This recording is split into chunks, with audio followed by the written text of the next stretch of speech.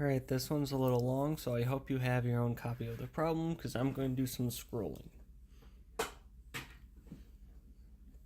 So we have a monoid M, and A is a subset of M. CA is a centralizer. So let's just recall CA is the intersection over all A and A of the centralizer of the element A, which is the intersection over all A and A of all those elements B such that AB equals BA. Or if we want to do it a little more concisely, it's simply the elements of B and M such that for all A and A, AB equals BA. Let's see here. So clearly if A is a, come on, not now. If A is a subset of B, then for all X in CB,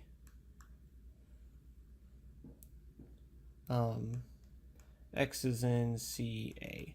Because if X commutes with every element of B, then in particular it commutes with every element of A, because A is a subset of B.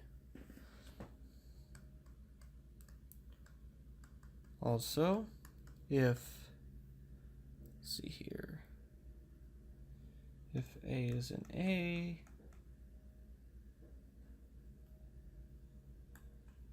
then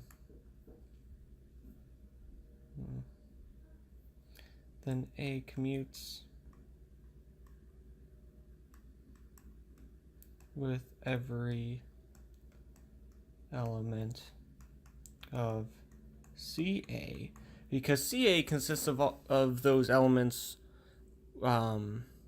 which commute with every element of A, and so in particular they commute with this particular A that we've chosen from A. So, and this holds for all A and A, and so A is a subset of. So, since A commutes with every, so A is an element of the centralizer of A, because A commutes with every element of the centralizer of the centralizer. And so A is a subset of CCA. Hopefully I can get my parentheses and C's to look different and sound different. Okay, so that's the first two things that were the pretty easy parts of the proof. So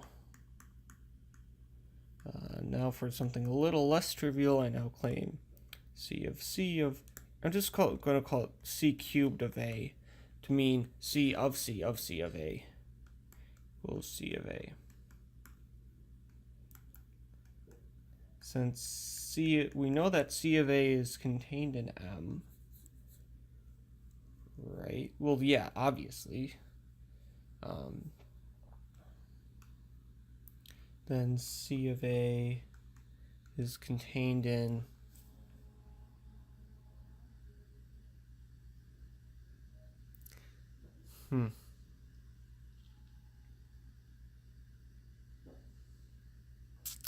I don't see why this is true. I have C of A is in M, and so C of A is contained in C cubed of A. Does that make sense at all? So here, I wrote up the solution while watching Breaking Bad, so I may have missed something. I seem to think that like I was on top of everything that I was doing.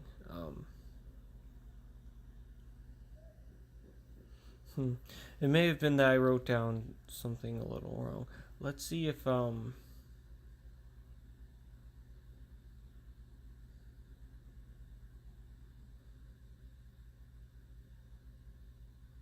oh, right.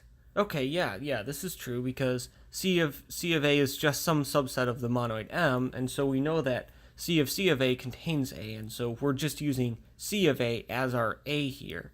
And so this here becomes C of A, and this becomes C of A, so the left-hand side becomes C cubed of A.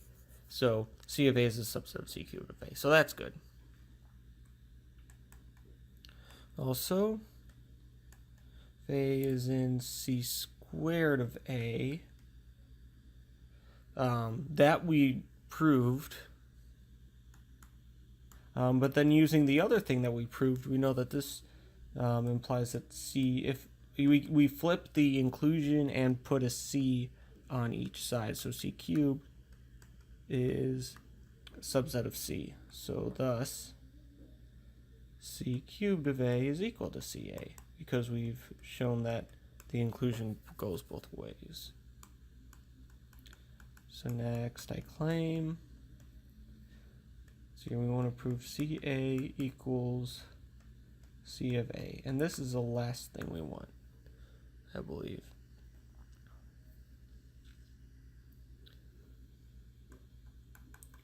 So first, suppose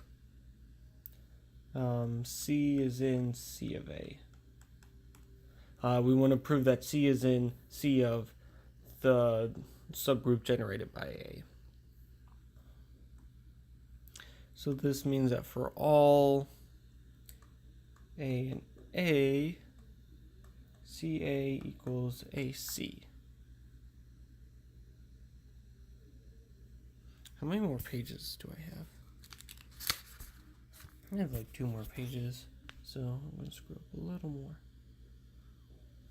So for all A, so this, and this holds for all A, and so A must be contained in the centralizer of C, because every element of A commutes with the element C. So A is a subset of all elements which commute with C.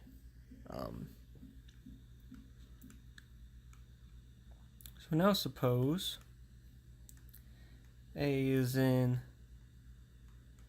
the subset generated by A, i.e. either A equals 1 or A equals A1 through AN, where AI is in, see, I wrote S here, but this should be A, because S is like, when you actually do it in the chapter, we discuss arbitrary subset S, but here our subset is A. So either A is 1 or each AI is in A, and it's just a product. Since C commutes with A and with the element 1, CA is just CA1 through AN, and you can just commute it past every single element, or if it's just 1, you just commute it past 1. You see, so A is in CC.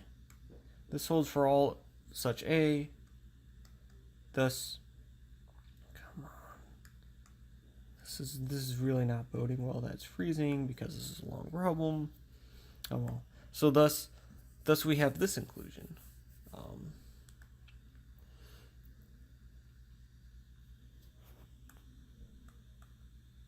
So then, what does this say? We know that we can do the typical put C's on both sides and flip the inclusion.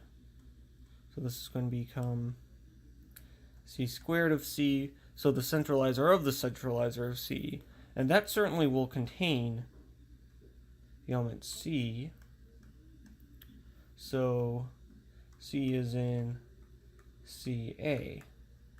Now remember, where was C chosen from? C was chosen from CA. And so we have proven that C of A is contained in C of the centralizer of A. There we go, we've got one direction.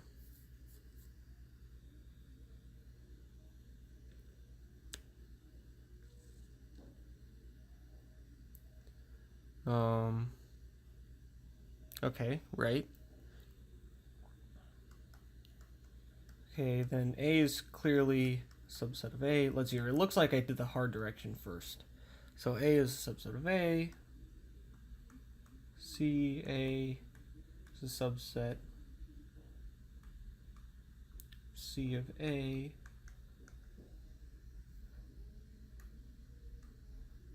And hence, we have the desired equality, CA equals C of A. Now, there was one last part to this problem. I don't want to scroll back up because then my computer is going to like explode. But it was, we want to prove that if M is generated by A, then M is commutative. So,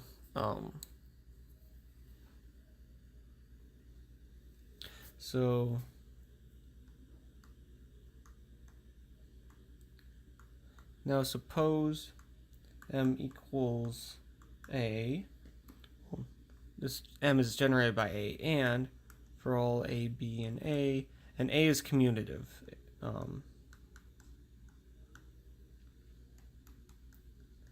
I claim M is commutative.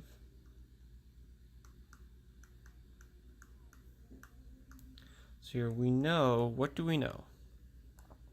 We know C of A is C generated by A, that we just proved, but this is equal to Cm.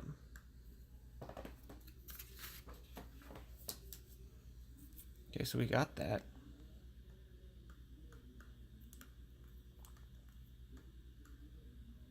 So now let's have an element M and M, and A and A. Since M equals A1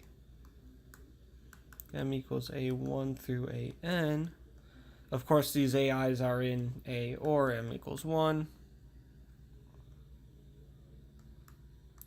Then, because of commutativity, AM equals MA. Thus, M is contained in C.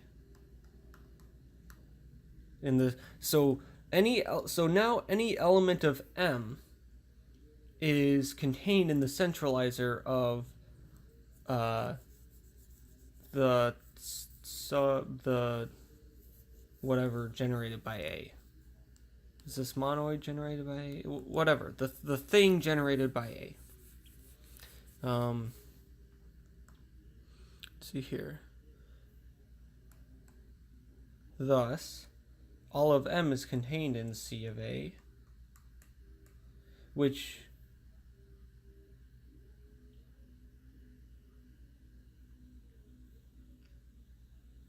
is equal to, we know is equal to C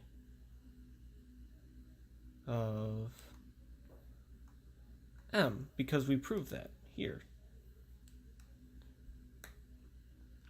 And so M is contained in the centralizer of M, and certainly the centralizer of M is contained in M. And so M is equal to its own centralizer, which means that M is equal to the elements of M that commute with everything in M. And so this means precisely that M is commutative. All right, so there we go. This is a little more interesting of a problem. We actually, I don't know, kind of proved some things that are interesting, and it wasn't just a bunch of like, oh, there's a special trick here. It's just sort of following stuff and do a few things that weren't too tricky, and we got some neat results. So there we go. This is a neat problem, and we have finished our proof.